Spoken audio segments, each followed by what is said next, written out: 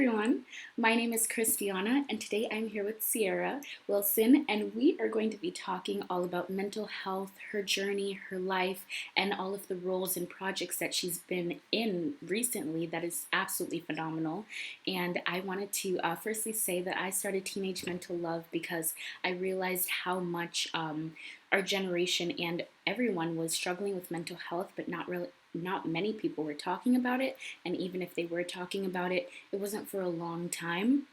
And I really, really believe that mental health is something that is so important. And I'm so happy to be here with Ciara. And we're going to jump right in. And I really hope you guys enjoy this. And I will link all of her social media down below. So thank you. Yes, so firstly, I wanted to ask you, how are you doing mentally right now? Yeah, I mean, it's definitely a tough time in the world, and all throughout quarantine, it's been a journey up and down. I've had some really great moments and some really low moments. So I just kind of try to take things day by day at this point, but I'm doing pretty well today. Oh, Feeling good. that's amazing. I'm so happy for you. And also, I wanted to say, I realize that you are a professional dancer, you're an actress, and I wanted to ask you, what was your life like growing up? Did you know, or was there a time where you felt like you always wanted to do dancing and acting? Yeah, I've definitely been a performer and into the arts from a very young age. I started dancing at like 3 years old. Like my mom just put me in dance classes right away because she danced when she was younger, and I totally loved it. And when I was little, like I would always put on shows with my friends and my family, and my dad was like, "How can we get this girl on Disney Channel or something?" Like she was born to just like perform. And so I grew up in competition dance in Portland, Oregon, and then when I was around 12 years old, I came out to LA more full time to do acting, and that's kind of how it started. It started pretty young. Wow, that's amazing. Wow. And what was that scenery or like that move like for you? Because I know LA can be a really competitive place, and it can also, yeah, a different environment from Oregon. And I wanted to ask you, what's that like for you? Yeah. Oh my gosh, I was terrified of LA when I first came out. I was like, oh my gosh, I don't want to do this. This city is huge. There's so many people competing against me. Like, I don't know if I can handle this.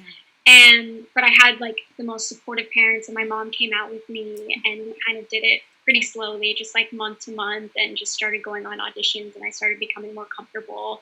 So it's definitely like a slow progression. We didn't just like come out and I was like, this is my home, this is my life now. So it was nice that I kind of got to warm up to it, and then I realized that I was I could face rejection enough to be here, and I could handle it. And so yeah, it was really nice having my parents there though, to help me through all that.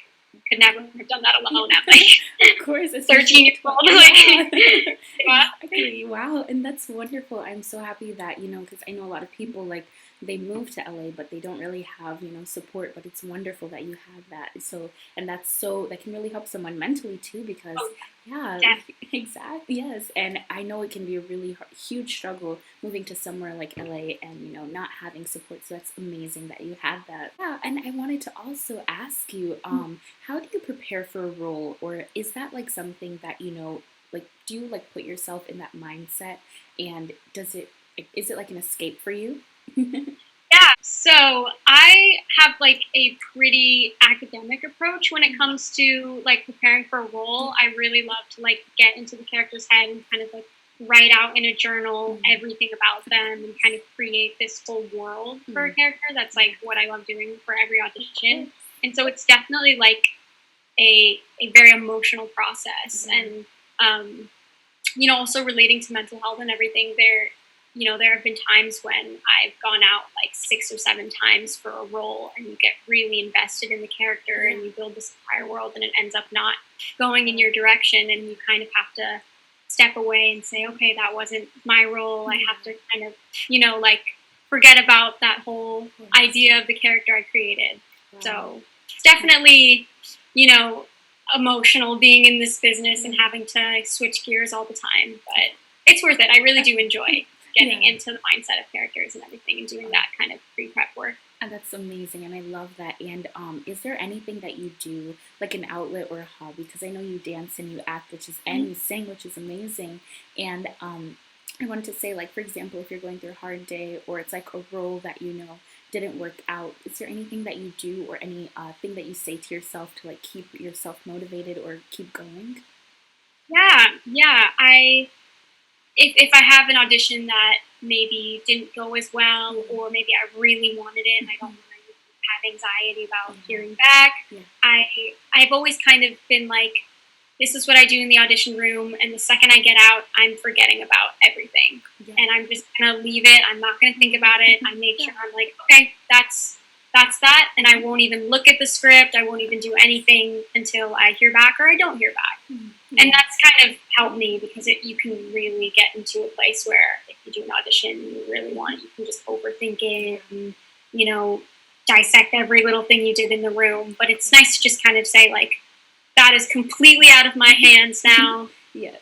I can go live my life. I can do other hobbies and go hang out with friends or do whatever. And then it comes back to me that it was meant to be. Yes, wow, I love that. I really do. And that's amazing. Such a wonderful and wise mindset and everything to like keep going with that, that mindset that you just leave everything in the room. And because I know that can really affect someone mentally, especially if you're connected to it, just like you said. And also, yeah, also, which is, this is so amazing that you got the role in Kim Possible. And I wanted to ask you, do you remember the time that you got the call back or like you got that affirmation that you're going to be doing this role? Yes. Oh my gosh. I remember the entire audition process like so clearly because it was such an exciting point in my life. It was like, it was 2 years ago was when actually a while now. And I hadn't gotten anything for a long time. Like I hadn't worked on a set in a while and I was getting kind of discouraged after a while. And so when I started going out for this, I kind of just treated it like any other audition. And then I actually originally auditioned for Kim Possible. And so, like, the role of Kim. Yeah. And I got, like, 5 callbacks for that. And so I got really invested in the role of Kim. And then when they switched the, roles around, they're like, hey, can you come in for Athena now? Yeah. It was really interesting because I kind of got to get into Kim's mindset. And then I now had to get into Athena's mindset. But it was just really nice, having that relationship with the casting director and the directors, and it was like a very long audition process, so also very emotional because I became very invested in it, so I'm really glad that I got it. Yes. But yeah, it just made getting the role and like getting the call after months of auditioning so much more worth it, and I knew so much about the characters and the people working on it that I was just really excited to jump in. Oh, yeah, that's amazing. Wow, I love that. And I wanted to ask you a little bit more about doing that role because firstly I know a lot of people at the beginning were like, who's Athena? Because like, yeah, we're so used to the original version of Kim Possible, which is amazing that they adapted it. I loved it so much. And I wanted to ask you what that process was like, when people were wondering who Athena would be and like you knew what like you had to bring to the table. And I wanted to ask you, like, what was it like getting that feedback from people? Yeah, it was really interesting because I was kind of the only new character in the entire cast. So, and because of the nature of the story, and there was a big plot twist, I had to be very, very careful about what I said and who I was to not give the story away. And so that was especially hard during press. We did a lot of press in New York and a lot of interviews, and everyone kind of had no idea what to ask me. They were like, "Who are you? What are you doing in this movie?" And so it was interesting because I was kind of like really excited for everyone to see what the whole story arc was going to be. But it was definitely a lot of pressure because there are so many original fans that they had a lot of expectations coming into this, and they're like, this is who we want to see in this role, and this is what we want the story. And of course, there's going to be people who don't love it and expected something else. But we were really grateful that we got some amazing feedback and a lot of people sending messages on Instagram and like little kids being Athena for like they're like cosplaying as Athena, and it just like makes my heart so happy. That's amazing. Yeah, I love that. That's so wonderful, and I feel like it's also great to see you play that role because you're such a positive influence, and you could play as like a role model. And I know so much hard work goes into that. And I wanted to also ask you about, sometimes the downside of acting, and how that can affect someone's mental health, especially, working hard on a project and receiving feedback from people that is negative. And I want to ask you, how do you push past that and stay strong? Yeah, that's a really, really great question, and also something I feel like people don't talk about enough. Um, it's definitely going into, the whole Kim Possible. We knew that there were so many people who really wanted, specifically what they wanted for this movie. Yeah. And we kind of had to step back and say, look, this is what it is, and we're super proud of it. And I had the best experience of my life filming this movie. Like, genuinely, like, I made Sean and Sadie are my best friends. Like, I still hang out with them all the time. And I still keep in touch with the directors. And I just had the most amazing summer of my life filming it. And so, putting it out there, I kind of knew that, whatever people said, it would ruin any of that experience for me. Wow. Because it was so positive that it's like, people can think whatever they want. It was like, I enjoyed doing this. I'm really happy with the product, and that's all that really matters. Wow. Yeah. But there definitely are a lot of, aside from that project, there are a lot of downsides to acting in the industry. There's a lot of rejection.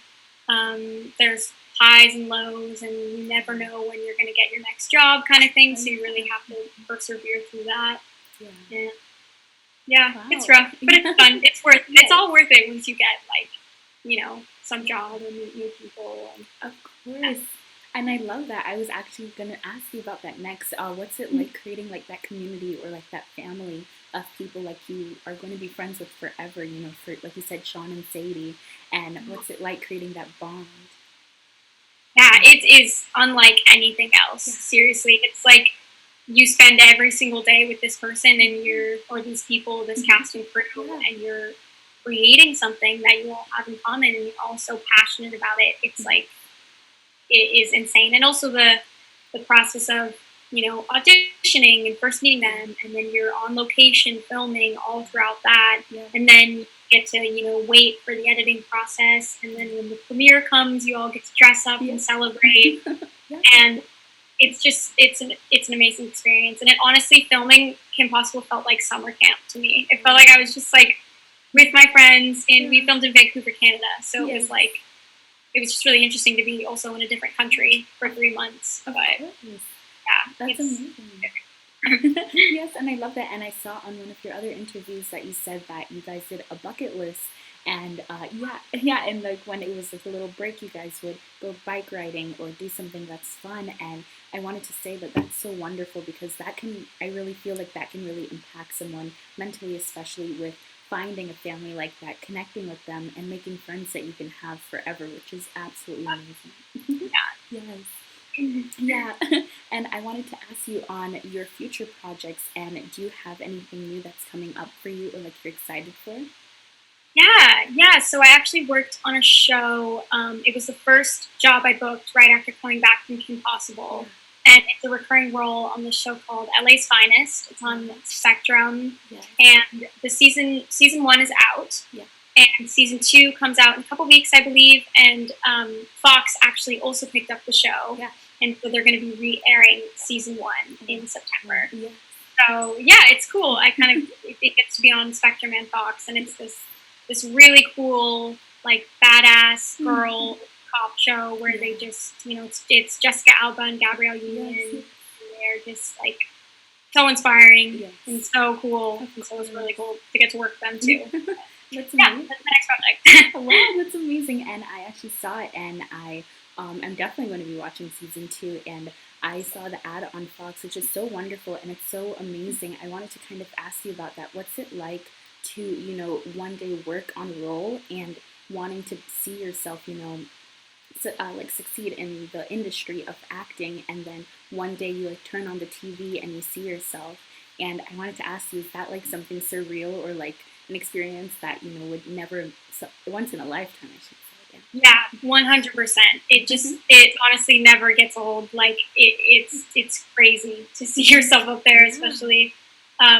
There's this one moment that I was like, oh my gosh, this is crazy. And it was Delta Airlines had a deal with Kim Possible. So they play, like, it's one of the free movies that you can play on your flight.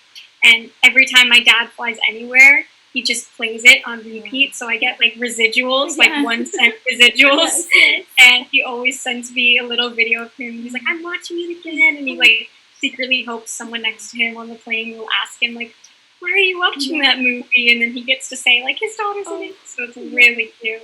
Yeah, but that was like surreal for me. I'm like, oh my God, on the airplane. Like, that's so cool. Yeah, that's amazing. And also, like, seeing yourself on a poster or Disney, because I feel like so many people have grown up watching Disney, and to actually see yourself on there is wonderful. Or Disney Plus, which is crazy and so absolutely inspiring. And I wanted to also go into, you playing guitar and singing, and I wanted to say, when was the first time you like picked up a guitar or felt like, like, wow, I really want to learn this? Yeah, so my granddad gave me a guitar probably about 4 years ago, and it was my first guitar, and I was so scared to learn because I have really small hands, Yeah. and I was like, I don't know if this is gonna work. It's something I really want to do, Yeah. and it was really hard at first, and so I kind of like taught myself, had a few lessons here and there for like those 4 years, and then at the beginning of quarantine, Yeah. Sadie actually from Kim Possible, she gave me an electric guitar, like my first electric guitar, and I was like, I was so excited. It was like the sweetest gift ever, and I really got into it at the beginning of quarantine, especially because we have so much time on our hands, and so I became really passionate about it and started posting on Instagram and everything. Yeah, it's nice. It's a very nice creative outlet that's kind of separate from the whole acting world of my career. Yes, definitely. And it's like amazing that you're so, talented in so many aspects, because like I feel like that's absolutely wonderful to take through life and always having an escape too, like, through acting, music, playing the guitar, any dancing too. And Yeah. also with dancing, I want to say, is that kind of like an escape for you? Or does it ever put you in a happy place or place like where you feel like you're on cloud nine? Yeah, for sure. Dance was like my very first love. That's what I started out doing. And so as I've gotten older and I've not really pursued it as a career, but more of a hobby, it's definitely become, more of just a fun outlet that I can create and also something separate from the industry. And yeah, something I want to do more is do like dance concept videos. So that's something that's been like on my list. I really want to like go on location and choreograph something and film it. I think it'd be really cool. Of course, that's amazing. I love that, and I really would love to see you do that. That's amazing. And I wanted to kind of ask you more about like mental health, and I wanted to ask you, was there ever a time in your life where you felt like mental health, where you realized that your mental health was really important to you, or like you realized that it was really being affected? Yeah, definitely. I think that, you know, with the nature of how I grew up and the industry I'm in, it was like there was always a lot of pressure to be put together and to be okay and to go into a room and put your best foot forward. And I got really good at kind of just making everyone think I was totally fine and I had everything together. And as I got older, and especially during the whole, my first press tour, and just turning 18, I'm 19 now, and just realizing that with these interviews, you don't always have to be okay. You don't have to be the most put together person in the world just because, you're supposed to be a role model or everyone will relate to you more if you're just yourself and if you can be completely vulnerable and honest. So that's something I'm honestly still working on, but I learned very recently is that, it's okay to be in the spotlight and to be an actor, but not have your whole entire life together.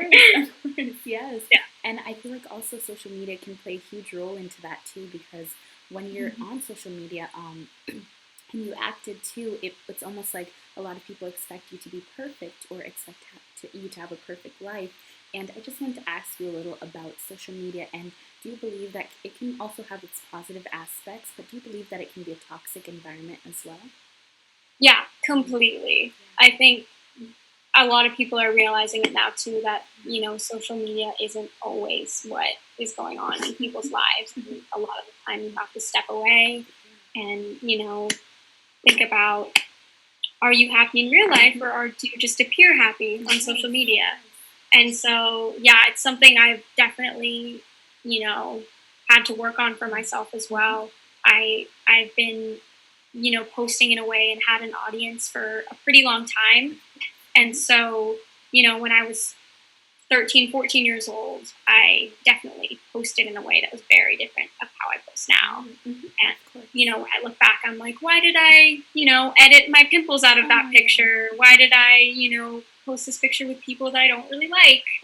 And so now it's like, I'm, trying, not perfect at it, but trying to be more, you know, myself and open and not make it look like my life is perfect or anything. Yes. But above all else, like stepping away from social media and just turning your phone off and having like an entire day is so healthy. And I think people should do it more often. You're right. No, that is so true. And I feel like we almost like, I also love like the new thing that are on some people's phones with like, what do you like when they have the screen time and it shows like how long they've been on the screen, and I absolutely love it because I feel like it's so important, because I almost, when you're 12, 13 and they didn't have it, it's almost like you're on social media just scrolling endlessly and you almost never stop. And then when now that they have the screen time, it's almost like, whoa, 10 hours on one app, like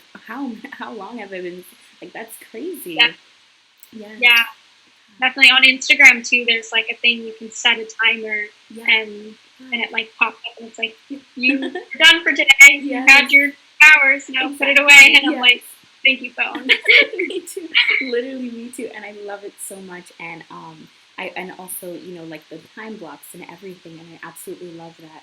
And I lastly wanted to ask you, do you have any advice for anyone who's like going through anything mentally, or they want to go into acting but they don't feel as confident, or they want to, grow a platform but they're not as confident?